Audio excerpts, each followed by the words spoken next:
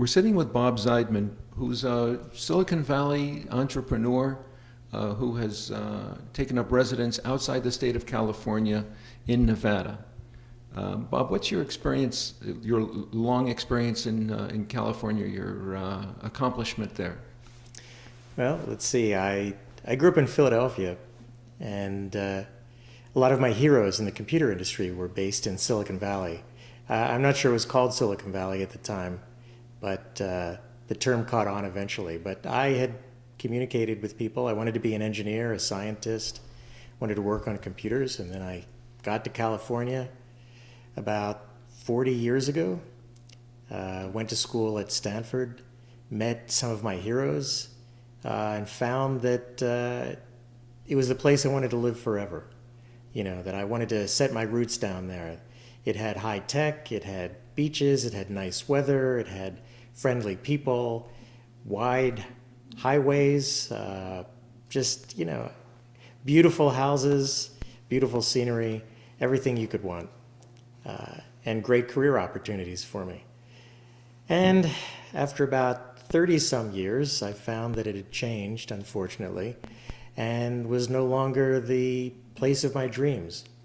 The traffic had gotten bad, housing prices had shot up, taxes had gone way up, and what I like to say is that I wouldn't have minded paying the taxes if the standard of living had gone up with it, but the standard of living had gone down. Homelessness had increased, crime had increased, traffic had increased. It just wasn't a comfortable place anymore. And I started playing as a hobby in high-stakes poker tournaments, started coming to Las Vegas once in a while. My wife, Carrie, would come with me, and we found that Nevada was a more hospitable place. Lower taxes, lower property taxes. You know, there's no state income tax. And actually, a lot of people, including us, think of Las Vegas as being the Strip, you know, with all the hotels on them. Mm-hmm. But actually, if you go outside of the Strip, it's beautiful neighborhoods, they're quiet, there's beautiful scenery in the mountains, hiking trails. The main thing is really nice houses and at lower cost, less traffic, just peaceful is basically the upshot of it all. So we moved here 4 years ago. Mm-hmm. Since moving to Nevada, what kind of other interests are you taking besides business? Well, I'm playing a lot of poker, that's for sure. And in fact, I'm starting an online poker company called Good Beat Poker. We're hoping to launch pretty soon. Mm-hmm. In California, I was involved in conservative politics and conservative political groups, but it's much easier to do here in Las Vegas. I think there's more of them. And one thing that we found is that in California, everybody assumed that if you were intelligent, you'd gone to school, you worked in the industry, that you must be a Democrat. You must be a liberal or a progressive. And so people would just start having conversations if they had just met you, whether it was at our synagogue or at a social event or even business meetings. People would just talk about politics and assume that you were on board with them. One thing I find interesting here in Las Vegas is that we meet people and we don't know their politics. We can actually talk politics out loud, conservative politics. Mm-hmm. And we find there are many more conservatives here than there were in California, which is not hard to do. There just weren't many in California at all. But even here, I think there are people who are not conservative, but they're more accepting of conservative views, as opposed to California, where you could really be chastised and ostracized. Ostracized? Yeah, for having conservative political views. Ostracized socially or politically? I mean, professionally. Professionally, I've been fortunate. It hasn't hurt me, as far as I know. Because you've been a boss. Well, I've been the boss of my own company, true, yeah. But I have clients throughout the world. There have been a few cases, very rare, but a few cases where my company and I personally had the skills that these people needed, that these companies needed, and yet we didn't get the job. And I couldn't explain it, and I suspected that is not just that we didn't get the job, it was that we got a very positive response when I talked to the clients, when I told them about our services, our tools, our history, our pricing. But then suddenly they wouldn't return my calls. And again, that didn't happen very often, but I suspected that because I write in national magazines about politics, that if you do a search for it, you'll find it. And I assumed that some people didn't like that. If they do a search for your name? Yes, they come up. Now, I can tell you, I've had clients who are moderate. Well, I had clients who are conservative, moderate, left, and far left. But what I tell I never talk politics in a business meeting. Others do. In California, others would, because again, they assumed I must be a liberal because I'm a sane, rational, educated person. So that's their assumption, that I'm a liberal Democrat. But I generally don't bring up politics. But I do tell all my clients that in fact, my entire company is trained on this one ethical issue, that you are innocent until proven guilty. We work on a lot of lawsuits as technical experts on lawsuits. You're innocent until proven guilty. We don't assume one way or another about anything you've done, whether your case is correct, until we've done the analysis, and the analysis is completely fact-based, evidence-based. It's not based on who you are, what your business is, or what we think of anything you do. And so I think we've had clients that I know are on the far left, but either they don't know my politics, or they realize that the politics doesn't affect how we do business, and we treat them fairly anyway. So you have in some cases it doesn't matter, in some cases you feel it may have mattered. I think there have been some potential clients who've just disappeared, and the only thing I can think of is that they found out about my politics. How about with friends? In the last few years, I've had a lot of friends disappear, unfortunately. Friends who... Not of COVID? No. I mean, I actually have had a couple of friends pass from COVID. But the Trump years, the COVID years, we had differences of opinions about things. And some people didn't appreciate the difference in opinion. In fact, one of the biggest issues I've gotten into disagreements with friends about is freedom of speech, where I've had so many friends on the left, people I grew up with, people who are my age, early 60s, late 50s, early 60s, and I know they studied American principles, and yet they'll tell me that they believe strongly in free speech, except if that speech hurts someone's feelings or makes someone feel bad. And I don't understand. I understand how millennials and young people can believe that, because I don't think they're getting the education they should be getting in American history, American principles, and civics. But the people I grew up with, the people I went to school with, whether it was elementary school or high school or college, we understood these principles, that free speech means standing up for people's rights even when you disagree with them. And yet somehow a lot of my friends seem to have forgotten that. And I think that's the biggest area where I lose friends, because I try to explain that free speech means that people's feelings are going to get hurt. And free speech means that you don't ban someone, you don't cancel them, you come back with your own speech to counter them. I've also found that critical thinking is missing. People don't like to debate me online. I give people every... In chats? Yes. Yeah. Even people I've known for years, they get really upset because I'll tell them I think they're wrong, and then I'll give them a list of references, articles, lawsuits, whatever they want to look at. And they respond generally. Some people are good. I'll give some credit. I have people on the left who are good and will debate me. But a lot of them will say, you're wrong. And I say, well, show me some evidence that I'm wrong, and we can discuss it. And the response is way too often, you're wrong. If you don't know it, it's up to you to figure it out, not for me to teach you. Which is really a cop-out for saying, you don't know why I'm wrong, and you can't argue it, and you don't want to argue it because you might lose. And I think it's really unfortunate. Might it be because they're not able to win, or they're afraid that they don't know the facts? I think they don't know the facts, and I think they are afraid of losing. I think it's human nature. I see this on the right too, but I tend to run into it a lot more on the left.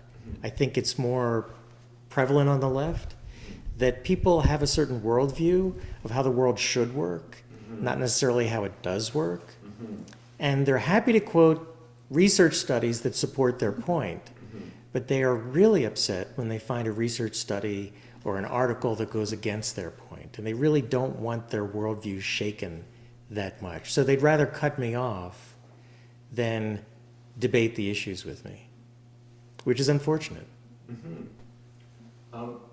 Is there an otherness that has been created in our society, in your estimation, an otherness which is similar to that which occurred in fascist, communist, and Nazi societies in the early 20th century?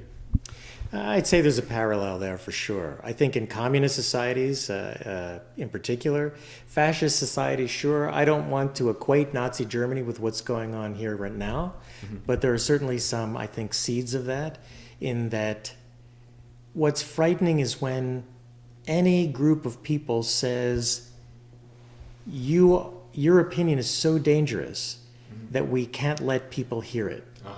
Now, I find that in all walks of life, in all groups, that people today are fighting, even groups that I like, sometimes they get carried away in fighting to stop people saying something that they don't like. And I think it's hard to overcome that. People don't want to hear opinions that they don't like and they can't argue with. But I think it was an American principle for so many years that seems to be disappearing, that you listen to people with opinions you don't like and you combat them with facts and logic. But you're right. What's troubling is when the government starts doing it, or major institutions, whether it's big tech or the universities. It's really troubling at the universities. There's so much of that, where people are getting canceled at the universities because, and furthermore, giving in to students. Now, students, we're supposed to be teaching them at the universities, but instead, these very fragile young minds are forcing universities to cancel speakers that they don't like, to fire educators they don't like, rather than, when we were in school, and I'm sure you had this experience, there were teachers and professors that I disagreed with. I was fortunate that I was raised in an environment taught by my dad to respectfully disagree with people. And I know some people don't like that, but throughout life you have to deal with people whose opinions you don't like, and you can't cancel them. But once we get institutions doing that, again, universities, big tech, and especially government, it's particularly frightening when government is doing it, then we're getting into a fascist or totalitarian state, and that should frighten a lot of people. Do you mean when you say when government is doing it, do you mean that people get fired from government jobs? You know, what we're seeing now is things like with Twitter, with the files coming out with Twitter. It turns out the government was pressuring Twitter, and Twitter was giving in to the government pressure to censor people, to censor opinions, whether it's opinions about COVID, about the election, the 2020 election, about conservative thought. The government should absolutely, we can argue that big tech is a private company, that Twitter, Facebook, Google has the right to censor. I think it's bad. I think we should object to it, but they have that right as a private company. But when the government is telling them what to censor, that's especially frightening. Yeah, or they're making requests, and they get numerous. In fact, it's been revealed that the FBI has hacked Twitter, perhaps with a nod and a wink, for instance, that they could monitor what's taking place, and that's a dangerous loop. Yeah. But that's only Twitter. Do you think that this phenomenon takes place in terms of shadow banning on other social networks? Well, I think we know it happens on YouTube for sure. I think it's happening on Facebook. One thing I've talked about is, I can't say I know these people, but I was in Silicon Valley. I knew executives of these companies. I'd run into some of the founders of these companies once in a while. They live in a bubble of Silicon Valley. It's a fascinating experience, although dangerous. People there have become so wealthy. My theory is that a lot of these people have guilt about being so wealthy. And they compensate for that by doing extreme political correctness, as long as it doesn't encroach on their neighborhood, their job. They're willing to support all kinds of riots, illegal drug use, homelessness, illegal immigration, until it shows up on their doorsteps in Palo Alto. But the problem is, I believe that there are people in Silicon Valley who run high-tech companies who don't even understand that there's an alternative ideology, a conservative ideology. Because in Silicon Valley, especially the higher you get up in the Hierarchy? Yeah, I would say the wealth, Tax bracket? yeah, the higher tax bracket, that's a good way of putting it. You just run into fewer and fewer conservatives, and so they surround themselves with people who reinforce their ideas. So in some cases, I think there might be people who are trying to... Well, I don't think anyone in Silicon Valley needs power. They have plenty of power. I really think a lot of them just don't know that there's an alternative ideology. They know there are conservatives, but to them, conservatives are people who live in the Midwest or uneducated. And I've heard this. I've heard progressives say this to me, that the conservatives are all, uneducated people who are doing labor, working on farms. They really don't understand how the world works. And if they had an education from a great institution like they do, and they worked at a big high-tech company like they do, or they founded a company, then these, the deplorables, right? These so-called deplorables would see the light and they would all be progressives. That's their feeling. They actually don't believe that a rational, educated person could possibly hold a conservative view. Victor Davis Hanson, who's a recognized intellectual from Stanford, what's his, aside from teaching at Stanford, what's his family business? Well, he's a farmer. Oh. And a historian. I don't think he actually teaches at Stanford. He does do lectures once in a while. He's a research fellow at Hoover. Hoover is, by the way, this oasis. The Hoover Institution is a mostly conservative, not all, but mostly conservative institution on the campus of on the campus of Stanford. The Stanford students have tried periodically to have it removed from Stanford. They consider it to be a blight on the campus. And Victor Davis Hanson is one of many great thinkers at Hoover. And that was one of the great things about being in Silicon Valley, a conservative in Silicon Valley. I would actually go over to Hoover sometimes and hang out and just meet people and talk with people. But Victor Davis Hanson, great writer. A lot of people respect him. I do too. He has a brilliant mind, and he's a farmer.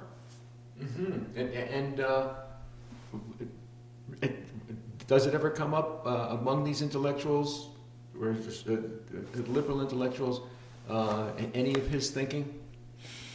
Not among the liberals. The only thing I've ever heard from a liberal about Victor Davis Hanson, they used to, I don't know if they do anymore, but they used to give him a weekly column in the Mercury News, the San Jose Mercury News. Yeah. I don't know if they do because I stopped subscribing to the paper when it went, even the business section of the San Jose Mercury News was so left-wing that I couldn't take it. Sometimes they would have anti-capitalism articles In the business section? in the business section. So I stopped subscribing, but they used to give Victor Davis Hanson a weekly column. And people would complain. I only heard complaints. And in fact, I talked to him, and he said he got regular hate mail from his column in the San Jose Mercury News. When you say hate mail, you mean letters to the editor of the paper? Well, there were definitely letters to the editor. You could read them. They published them probably every week. They got at least one. They would publish a letter in support of him, and at least one letter criticizing him. But I think he got personal letters. That's my understanding. that people wrote to him personally and said, "You're a quack. You're hurting society. You're bad. You're you know." I don't want to put words in people's mouths because I don't know what the letter said, but I just know what he said is he let them bounce off him. I think he's a very calm, controlled person. So I don't think he ever got upset, but it was frustrating, I would put it that way. Well, you've written several books in the engineering field and in the business field, but in the past couple of years you've come up with a new book that's on a different path. What's the topic of the book that we're discussing today? Sure, so I happen to have a copy of it here. Animal Lab is my latest novel. This is actually my fourth novel. It's won a dozen awards. Fourth novel. What genre were the other ones in? Well, the first one was a young adult novel that, mostly for, I would say, teenagers and maybe preteens, about a young boy who travels into space. I may have made a mistake just now. Okay. Let me see. No. Okay. Good. Okay. Good. It didn't break the tape. Good. Okay. Good. So the first one was about the amazing adventure of Edward and Dr. Sprechmachen, about a boy who meets a mad scientist, or what he thinks is a mad scientist. I'll say just a brilliant, eccentric scientist, and they blast off for Pluto. It's actually a book about race relations, but not very sophisticated. It's just for kids. The second book was Horror Flick. It's about a movie that's so bad people die watching it. I won an award from the Hollywood Film Festival. My wife Carrie and I, we got to walk the red carpet with James Caan and Patrick Swayze and Jon Voight, and but they had an awards ceremony. I'll tell you this: it was at the Beverly Hilton Hotel, which I'm sure you're familiar with, and they had an awards ceremony. But the writers, well, the filmmakers who were given awards were brought up, and Penny Marshall and Jack Lemmon and Harrison Ford gave out the awards to the winning filmmakers. But for the writers, they shipped us awards ahead of time, and they sat us at the very back table, the last table right next to the kitchen, where we could hear the kitchen better than the people on the stage. Oh yeah. So. Yeah. But anyway, and then the next book after that was Good Intentions, about a government of the future that takes care of everybody, and it's a dystopian novel. I decided that if I was going to write books, fun escapism books, I could at least put a political message in there. And the idea was that I wanted liberals, I wanted progressives to read it. It turns out libertarians love good intentions, and I made connections with libertarians. Conservatives love good intentions, and I had a small following of people that were just really diehard fans. But I've also found that some liberals liked it because it was just a good adventure, good characters, and at the end, they might not have even realized there was a message, but if they did, if you read the reviews on Amazon, for example, some of them say, okay, I had a good time reading this. I didn't agree with the message, but it was a really fun book. And that was part of the thing that I'm trying to do. Sometimes I get concerned that conservatives are preaching to conservatives, and I think we've got to get a message out to people who are not conservatives. And so a fun book, an adventure, it's funny, it's got excitement, that'll get them to read it, and hopefully the message will sink in.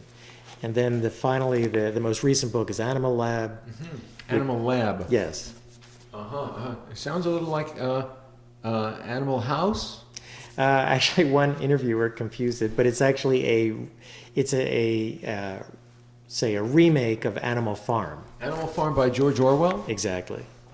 In what way is it a remake? Or is it a redo or take off of? So Animal Farm is one of my favorite books. I read it as a teenager, like a lot of people did, and it stayed with me. Wasn't it a school book when you read it? So a lot of people think of it as a school book because it was recommended reading in school, and it's a very easy book to read. I read it on my own. It was never an assignment. Okay. And I don't think George Orwell meant it to be a school book as much as just an easy-to-read book that had a powerful message, which is what I loved about it. So I decided that was about socialism in the 1930s, warning about the evils of socialism. It seemed like a good thing, but when the animals implemented it, it turned out to be a horrible thing. Mm-hmm.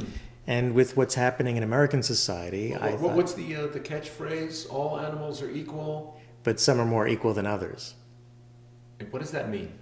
Well, it's a good point. It's a way of, in a single phrase, and this is the brilliance of George Orwell, in a single phrase, he could capture the evil of communism and socialism, which is that it's too easy for one person or one party or one group to gain power. Uh-huh. The whole idea was that all animals were equal. But in a society where everything, every being is equal, one person can start grabbing power easily. There's no checks and balances. And so in George Orwell's, it was the pigs who said, oh, we're all equal, but by the way, the pigs are a little more equal, which doesn't make sense logically, but it was a way of keeping the other animals in line and taking more privileges for themselves, which is what happens in a communist and socialist country. Where that the elites have a different permission, a different lifestyle than the proletariat, I'm assuming. Exactly. Yeah. Exactly. And that's in socialism and communism. Yeah, and there's not a big difference between socialism and communism. In my mind, communism is just basically the natural order of socialism. Socialism is an ideal, but I will say there was one country, I believe there's only one country where socialism ever came close to working. When you say working, meaning, because I'm assuming you mean being effective. Right. An effective egalitarian society? Right. Uh-huh. Do you know what that example is? Where is or where was or is that? It was Israel. Israel started off as a socialist society, and they survived without this power grab that's happened in every other country. How they did it? Probably because they were fighting a common enemy. When a country fights a common enemy, which was the Arab states, out to destroy them, it unites people. And people don't have the chance to grab power when they're too busy fighting an external enemy. However, as good as socialism worked out in Israel, again, I think better than any other country in history, they abandoned it. Because the country had terrible inflation, it didn't have the technology that it needed, it didn't have the industry that it needed, and the way to get that going was to introduce capitalism. Okay, so in your book, now how is this different from Animal Farm? Okay, so in my book, Animal Lab? Right, Animal Lab, it's what happens is it's my attempt to show, I don't want to flatter myself too much, I'm no George Orwell, but George Orwell made the strong warning against socialism, and I'm making a strong warning against what people are calling democratic socialism. And the idea here is that these animals, in my book, they wake up one day and they can communicate with each other.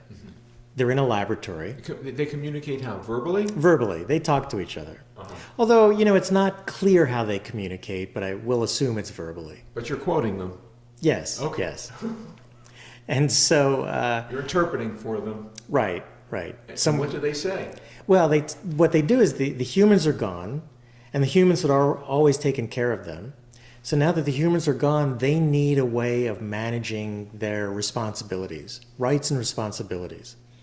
They've read about a farm in England that tried socialism, and it didn't work. So now they want to implement instead what we'll call a constitutional democratic republic. I mean, basically, they're taking the principles of the United States and they're going to practice them in their animal lab, in what's called An-America. So they create a constitution, they create elections for a legislature, an executive branch, the courts, so they have checks and balances, they implement capitalism, and everything seems really good. This is great. But what happens is we get some leaders coming in who decide that they need to be more egalitarian. The problem is some animals have 2 legs and some have 4 legs. Some have opposable thumbs and some don't. Some have tails, some don't have tails. Some are large, some are small. And their solution to this is to make sure that everything is equitable. And in doing so, they have to break some of the rules that have been put in place in the government. But they're okay with that because equity and social justice is more important to them. Mm-hmm. And so the whole idea of the book is how, I'm giving away the ending a little bit, but how the people who come in with these good intentions that want to make things equal end up destroying society and gaining the power, just like in Animal Farm. So it becomes a more, in fact, communist tyranny? I would say that, yeah, definitely a totalitarian type government that supposedly is dedicated to equality and social justice, when in fact there's a few people in power dictating how everyone else should live their lives. What do you hope people will take away from this story? Well, ideally, the people who are, look, I believe that there are a small group of people who are in favor of what we'll call wokeness, woke culture, or social, democratic socialism. I think there's a relatively small group, but they're coming into power, whether it's in universities or government or big tech. And there's a lot of people who just want to go on their daily lives and don't think about this. But if they say, do you want equality? Do you want social justice? Well, that sounds great. So ordinary people are saying, yeah, of course we want equality. Of course we want social justice.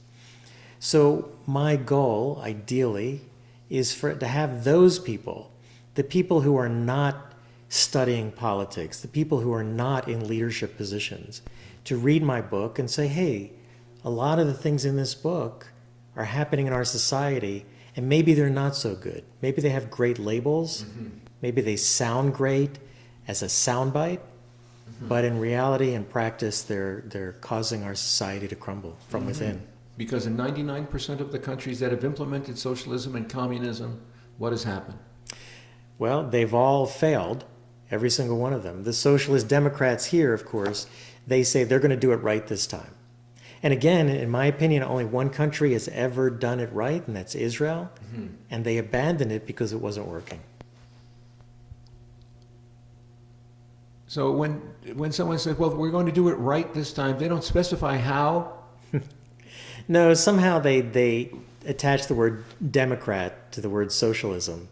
And somehow that makes it correct. But as we know, the Nazis and Hitler were democratically elected in the socialist country of Nazi Germany. The National Socialists, right, exactly. Yeah. And, we had the revolutions in the Soviet Union, which were supposed to bring about equality and brought about one of the most horrific, totalitarian, murderous governments in human history. So those are, we have the same things going on in China, going on in Vietnam. I mean, again, as you know, every place it's been tried. In fact, again, Israel is the exception, and it didn't work there either. In Silicon Valley, if there are people who consider themselves liberal and supportive of liberal values, maybe they're even libertarian, surely there must be a movement of people who are, particularly in big tech, who are opposed to what companies like Google with YouTube, but primarily in Google search, are doing. Is there some kind of an association, or is that already infiltrated by the FBI? So as far as I know, there are one ray of hope is there are libertarians in Silicon Valley. They're small but vocal. There are groups coming out of Stanford. I've advised some of the groups coming out of Stanford, some of the students coming out of Stanford. There are a few great tech pioneers. Peter Thiel is the most renowned one, but he has a lot of people that he works with, colleagues. So there is hope that way. The problem I do see, though, and this is a bit disappointing, is sometimes these students come out of school as libertarians, and somehow being absorbed into Silicon Valley, I've seen people I know, strong conservatives and libertarians, who somehow get swept into the progressive wave. For personal and professional advancement? I don't know. Some of these people I haven't talked to what changed their minds, but it is disappointing. I think peer pressure is a real thing. And if every day you go into work, every day you're talking to your friends, every day you go into your church or synagogue, every day you're in a coffee shop, every day you're reading the newspaper, and it's all about equality and social justice, and Republicans are bad and libertarians are bad, I think that's got to wear away at you, and you've got to have a really strong personality to survive that and survive with your ideology intact. Mm-hmm. Would people seriously be putting their professional, not just a particular job, but maybe even their future in Silicon Valley onto a black ball like the communist red wave in the 1950s? Yeah, that's definitely possible. So let me say that there are some people who have the courage of their convictions to survive the pressure. There's some people who have made enough wealth that they, like Peter Thiel, again, he takes a lot of heat, a lot of criticism, but he's got enough wealth and he has enough influence that he can do it. Mm-hmm. And I say I'm fortunate enough that, as we mentioned very early, I invented the field of software forensics. I'm not anywhere near Peter Thiel's level of notoriety or wealth, but I have a skill that very few people in the country or in the world have. Uh-huh. And so fortunately, I'm isolated against this pressure. Insulated? Insulated, thank you. Because people need my skill.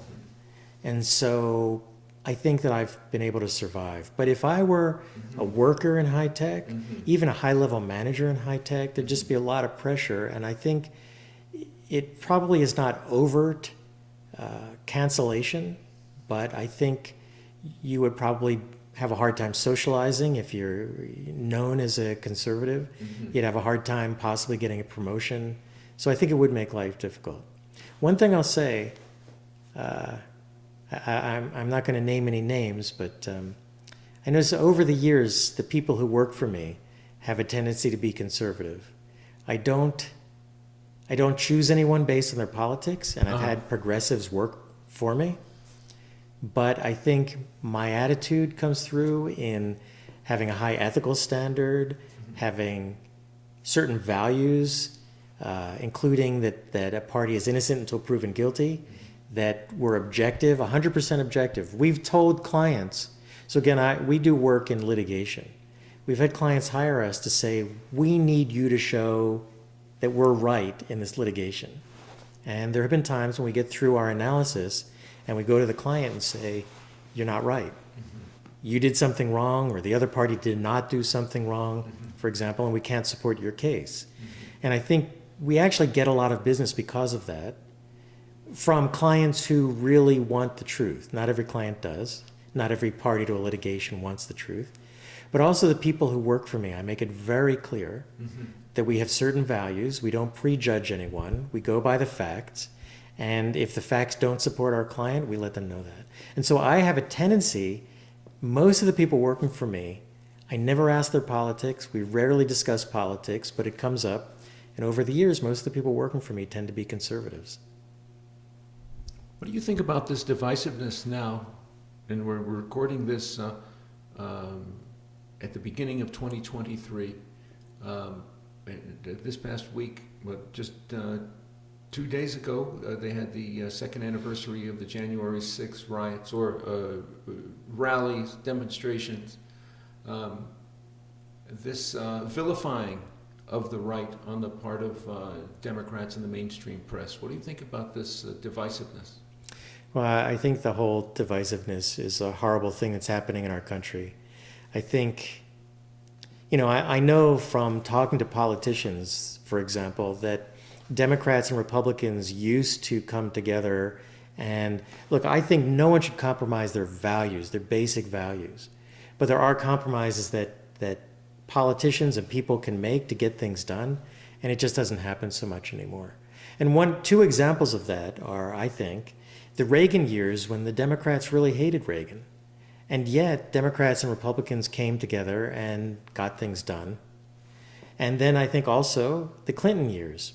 Republicans and Democrats really didn't like each other.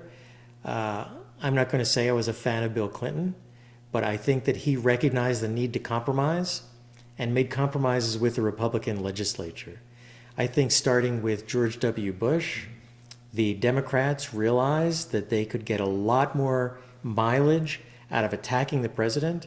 We saw that when almost every Democrat in Congress voted for the Iraq War. But when the elections came up, George W. Bush's elections for a second term in 2004, that suddenly no Democrat would claim to have supported the Iraq War, even though that was absolutely a false statement out of each and every one of them. But they found that by creating this division, that they could create an argument that would win them votes. And it worked to some extent. And it worked more during the Obama years. I think it worked more during the Trump years. And I think we're not seeing anyway, it doesn't seem like we're seeing any progress going back to conservatives and liberals, Democrats and Republicans trying to work together to accomplish things and vilifying the other side. I find that the Democrats, among my friends, for years we've always thought that people on the left were naive. Again, the title of my book, Good Intentions. We always thought they had good intentions, but they were naive in how to go about getting the goals that they, in reaching the goals that they wanted. Mm-hmm. But the people on the left generally think that the people on the right are evil. Mm. And, brings you back to these totalitarian governments throughout history, the way they got the masses to hurt ordinary people was to convince them that these people were evil. So I think that's a very frightening thing. When the Democrats say that Republicans are evil, we see it sometimes from Republicans to Democrats, but I think way more on the Democratic side against the Republicans is when they say that conservatives or Republicans are evil, which I saw in California firsthand. That's dangerous. What do the evil Republicans need to do to protect themselves and their role and everyone's role in society? That's a really good question. And I've thought so much about this. You and I have discussed it. I've discussed it with all my conservative friends. Some people on the moderate left I've discussed it with. I don't know. I really don't know. I wish I had a solution. I mean, I'm hoping that, my book could be part of the solution. I think that the solution is going to be gradual. I think it's going to be people like you and me doing what we can to get the word out. And I think, unfortunately, it may take a big, how can I put this, a big unfortunate event that will get people thinking again, that maybe we need to respect each other's opinions, listen to each other, compromise where it doesn't, where we're not giving up our own basic principles. But until then, I don't know. Aren't you concerned that by coming forward with this public interview that you may be risking your relations and your business ties from Silicon Valley, even from a safe distance in Nevada, in terms of your reputation? It worries me, but I've been doing this for some time. If somebody really wants to know what my opinions are, they don't have to look far. A search on the internet will find I've written about 100 articles, all conservative articles. I think they're fair. I think they're thoughtful. I'm always willing to debate people. But so far it hasn't hurt my career, but I'm waiting for the day that it will. But I also think that these issues are more important. And people need to be made aware of these issues. So we'll see what happens.